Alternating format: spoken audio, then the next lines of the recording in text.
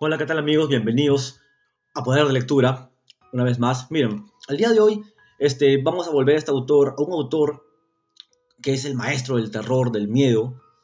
Y como ustedes ya saben, me refiero a este señor, Edgar Allan Poe. Miren, la verdad he grabado este video, he tratado de narrar esta historia en dos veces anteriores y parece que tengo poca memoria porque no se cortó a mitad o ya acabando el video y no la pude narrar completa. Así que voy a tratar de hacerlo en un poco, aproximadamente en 15 minutos o máximo en 15 o 17, ¿no? Es este cuento aquí, El entierro prematuro, de Edgar Allan Poe, el maestro del terror, el autor que siempre nos hace penetrar el intrincado mundo del miedo. Bueno, vamos al relato, para no hacerla muy larga. Como nos dice el mismo título, El entierro prematuro, esta historia nos narra de personas que han sido enterradas vivas, ¿no? Antes de morirse. ¿Por qué? Bueno, en la vida real sí han sucedido estos casos. En Estados Unidos, en el siglo XIX, a comienzos de los años 1800, hubo una mujer que fue enterrada viva.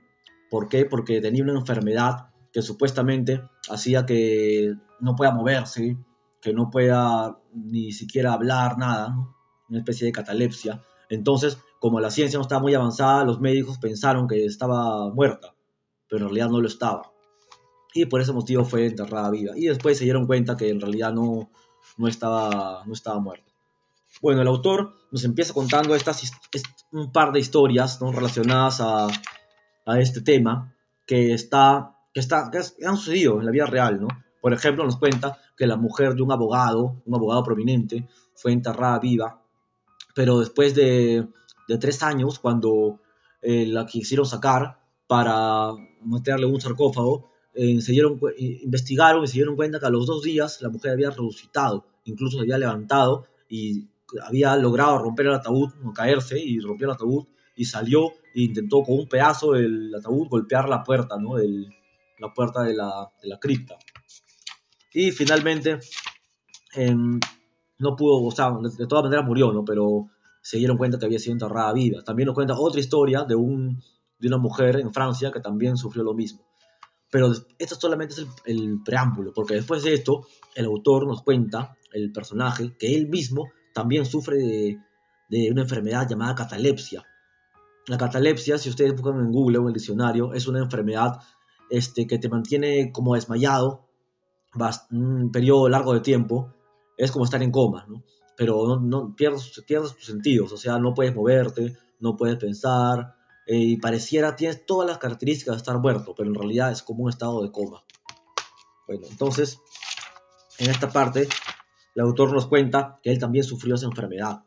Durante varios años sufrí ese singular trastorno que los médicos se han puesto de acuerdo en llamar catalepsia, a falta de un nombre más definitivo, aunque tanto las causas inmediatas como las predisposiciones y aún el diagnóstico real de esta enfermedad siguen siendo misteriosos. Su carácter evidente y manifiesto es de sobra conocido. Las variaciones parecen serlo especialmente de grado.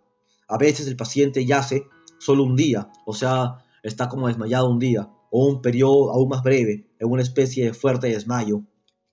Está privado de conocimiento y aparentemente inmóvil, pero las pulsaciones del corazón todavía se perciben débilmente. Pero otras veces el trance dura semanas o meses, mientras el examen más minucioso y las más rigurosas pruebas médicas no logran establecer ninguna distinción material entre el estado del paciente y lo que concebimos como muerte absoluta. Bueno, entonces aquí el personaje nos empieza a contar que él no puede dormir ni de día ni de noche porque tiene este miedo, este terror de ser enterrado vivo, vive con esa idea, con esa angustia. Él tiene miedo que sus amigos, ¿no? Porque ellos saben que tiene catalepsia, pero tienen miedo que él se quede dormido por un periodo largo de tiempo, quizá un mes o 2 meses, y sus amigos lo entierren, ¿no?, pensando que está muerto. Entonces, es el miedo que él tiene, por el cual no puede dormir. Nos cuenta que en la noche está tan angustiado que no puede conciliar el sueño, y cuando lo logra conciliar tiene sueños horribles, o sea, empieza a tener pesadillas, a soñar cosas así muy feas, ¿no?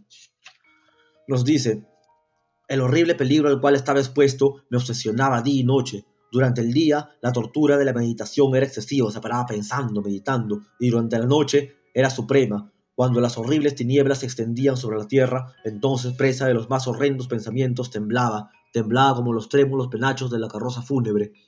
Cuando mi naturaleza ya no podía soportar la vigilia, luchaba mucho antes de dormirme, y cuando al fin me hundía en el sueño, era solo para precipitarme de pronto en un mundo de fantasmas, sobre el cual se cernía con sus gigantescas y negras alas tenebrosas la sepulcral idea de ser enterrado vivo.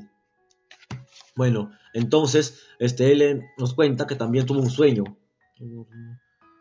Soñó que se había caído en trance cataléptico de duración y profundidad mayores que las habituales, y de pronto una mano fría se posó en mi frente y una voz impaciente susurró en mi oído: levántate.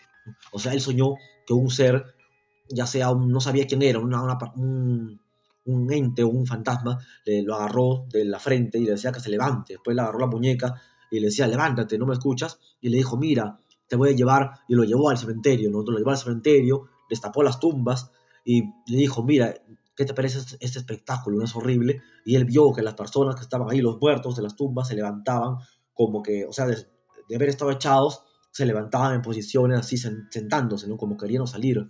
Entonces, esto lo dejó muy asustado, ¿no? Él, después de estos, seguía muy asustado, no podía dormir. De las noches siempre soñaba estos sueños horribles, ¿no? Veía que era todo, lo veía, siempre se imaginaba que él lo iban a enterrar vivo, ¿no? Él incluso les había hecho jurar a sus amigos que por favor, que por más que él esté un mes o 2 meses así en estado de catalepsia, nunca lo entierren, ¿no? Que no lo entierren para nada.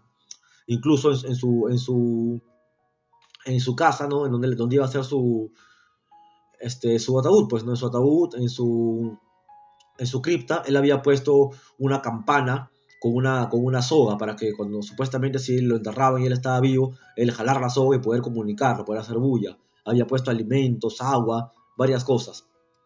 Después de este sueño, en cierto momento, él se estaba levantando, pues otra vez sufrió este trance de catalepsia, pero cuando recobró el conocimiento, se dio cuenta que estaba todo oscuro, no veía nada, estaba en un lugar oscuro y quería moverse y no podía moverse, ¿no? Se lo cuenta de esta manera. Llegó un tiempo en que me encontré nuevamente a mí mismo emergiendo de un absoluto estado de inconsciencia a la primera sensación débil e indefinida de existencia. O sea, estaba subiendo de lo que era de inconsciencia, estaba subiendo hasta el estado de conciencia, ¿no? Pero cuando estuvo en ese estado se dio cuenta que no podía moverse. Al fin, el ligero estremecerse de un párpado, inmediatamente después un choque eléctrico de terror mortal e indefinido que envía la sangre a torrentes de las sienes al corazón. Y entonces el primer esfuerzo positivo por pensar, y entonces el primer intento de recordar, pero no se acordaba nada. Por unos minutos, ya inmerso en esta fantasía atroz, permaneció inmóvil. ¿Y por qué? No podía reunir valor para moverme. O sea, él veía que estaba en un lugar oscuro y no podía moverse, tampoco podía gritar. Quise gritar de pura impotencia y mis labios y mi lengua reseca se movieron convulsivos, pero ninguna voz brotó de mis cavernosos pulmones, que oprimidos como por el paso de una montaña jadeaban y palpitaban con el corazón en cada inspiración laboriosa y difícil. O sea, no le salía la voz. El movimiento de las mandíbulas en el esfuerzo por gritar me mostró que estaban atadas, como se hace habitualmente con los muertos. Sentí también que yacía sobre una superficie áspera y que algo parecido a los costados me estrechaba. O sea, sentía que estrecho, no podía moverse, ¿no? Como si estuviera en un ataúd. Entonces, fue entonces, en medio de su infinita desgracia, que vino dulcemente la esperanza, porque se acordó que le había puesto pues la campana. Me retorcí y ejecuté algunos desesperados intentos por forzar la tapa. No se movía. Me toqué las muñecas pensando hallar la soga. No la encontré, o sea, no encontró la soga ni la campana. Definitivamente no estaba en la bóveda. Había caído en trance fuera de mi casa, entre extraños dónde y cómo no podía recordarlo. Y ellos me habían enterrado como a un perro, metido en un ataúd común y arrojado en lo profundo y para siempre, de alguna tumba ordinaria, anónima. Cuando esta horrible convicción se abrió paso en las más íntimas estancias de mi espíritu, me empeñé una vez más por gritar con todas mis fuerzas, y este segundo intento sí tuvo éxito. O sea, él cuando se dio cuenta que estaba enterrado en un lugar que no era su casa, o sea, estaba enterrado en otro sitio y estaba todo oscuro, no podía ni moverse, sentía que estaba angosto, gritó con todas sus fuerzas, un grito aterrador. Y esta vez escucharon, porque escuchó que alguien gritó de afuera. Dijo: «¡Hey! Vamos, vamos, ¿qué es eso?», dijo una voz áspera, como réplica. «¿Qué rayos está pasando ahora?», dijo otro. «Fuera de ahí, aléjense», enfatizó un tercero. Y entonces unos individuos muy rústicos me sujetaron y me sacudieron sin ningún reparo. No me despertaron de mi sueño, pues estaba bien despierto cuando grité, pero me devolvieron a la plena posesión de mi memoria. O sea, él en realidad estaba soñando, o sea, todo esto no era verdad, o sea, verdaderamente no lo habían enterrado vivo, sino que era un sueño, una pesadilla. Entonces quiere decir que ya a este sujeto ya como que le fallaba un poco la cabeza, no estaba en un estado de demencia, un estado de, un estado de demencia, de locura, estaba desquiciado, ¿no?, de toda la angustia que él tenía. Entonces ahí nos enteramos que esta aventura ocurría cerca del Richmond, en Virginia, que junto a un amigo se había ido en una expedición de caza, ¿no? O sea, que no era que él lo habían enterrado, sino que se había ido a una expedición, una aventura de caza con un amigo, varias millas abajo a orillas del río James. Se acercaba la noche cuando nos sorprendió una tormenta. La cabina de una pequeña barca anclada en la corriente y cargada de tierra vegetal nos brindó el único abrigo disponible. Le sacamos el mayor provecho posible y pasamos la noche a bordo. Me dormí en una de las dos únicas literas. A pesar de la dificultad que él tenía para dormirse, se durmió profundamente, y toda mi visión, pues no era sueño ni pesadilla, surgió naturalmente de las circunstancias, del giro habitual de mis pensamientos. O sea, todo eso lo había imaginado, o sea, había soñado. Entonces, ahí se dio cuenta que los hombres que lo sacudieron eran la tripulación de la barca y algunos peones contratados para cargarla. De la carga misma procedía el olor a tierra, lo que él sentía, olor a tierra. La venda alrededor de las mandíbulas era un pañuelo que él mismo se había puesto en la cabeza a falta de su acostumbrado gorro de dormir. Las torturas que me atormentaron fueron indudablemente iguales en aquel momento a las de la verdadera sepultura. Eran espantosas, de un horror inconcebible. Pero del mal procede el bien, porque su mismo exceso provocó en mi espíritu una inevitable reacción. O sea, él cuenta que después de esta horrible experiencia, él se volvió ya un hombre más sereno, más calmado. Empezó a hacer ejercicio incluso. Él dijo: «Mi alma adquirió fuerza, adquirió temple y seguridad, viajé al extranjero, me preocupé por realizar disciplinadamente vigorosos ejercicios, respiré el aire libre del cielo, pensé en otros temas que la muerte».